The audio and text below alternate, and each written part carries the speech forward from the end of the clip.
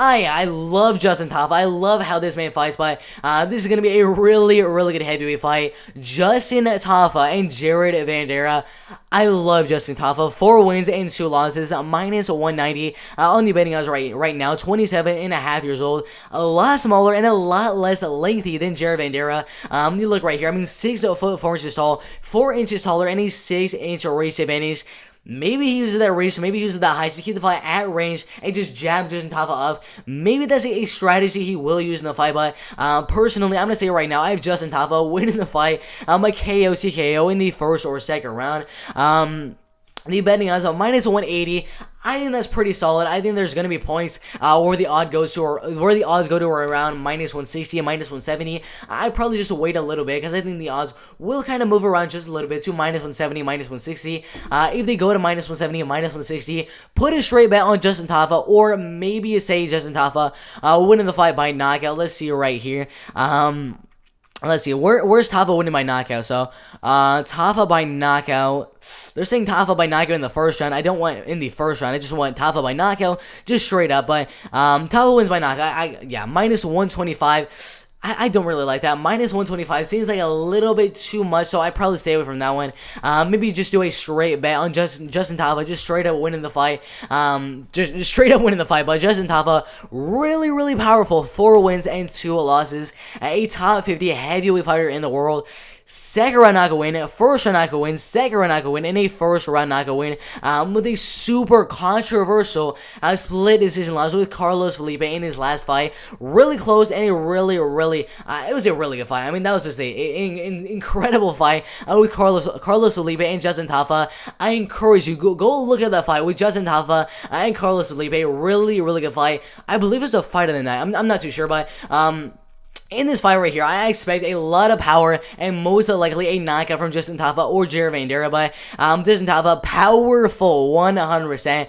Every single win coming by knockout. 5.33 significant strikes at landing per minute. A 60% accuracy rate, which is really, really good. Defensive striking is also very, very good at 50%. 0 wrestling offense and 0 wrestling defense.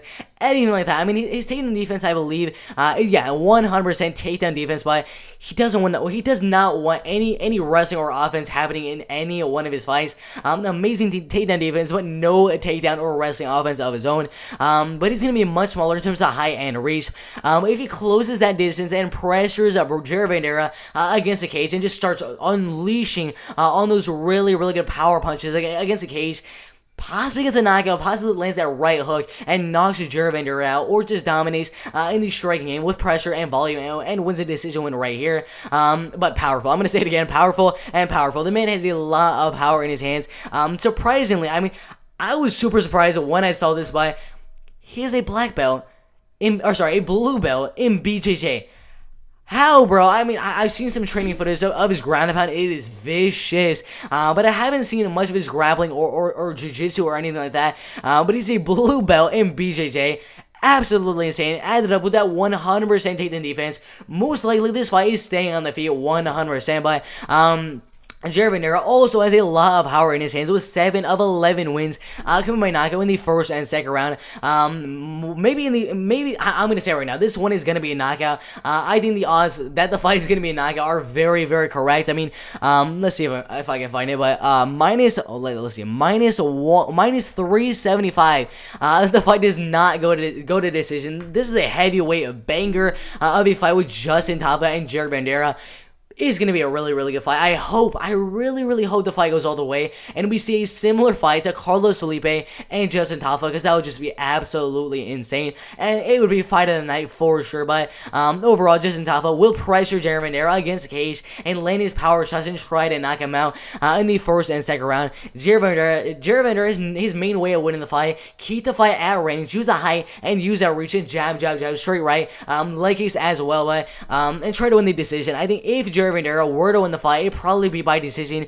Just jabbing him up, using that reach, using the high, 1-2 combinations, and then using his leg kicks as well. But I don't see the fight going all the way. If Jared Vanderaa were to win the fight, it would be by decision, but I don't think the fight will go all the way. The pressure and the volume and the power of Justin Tafa, the speed of Justin Tafa is going to be way too much. So, yeah, I'm going Justin Tafa 100% to win the fight. By KO and TKO in the first and second round. Should be a banger of a heavyweight fight. I really hope it goes all the way. And we see a similar fight to Carlos Felipe and Justin Tafa, but that's a good fight right there. I cannot wait for that fight to happen right there. But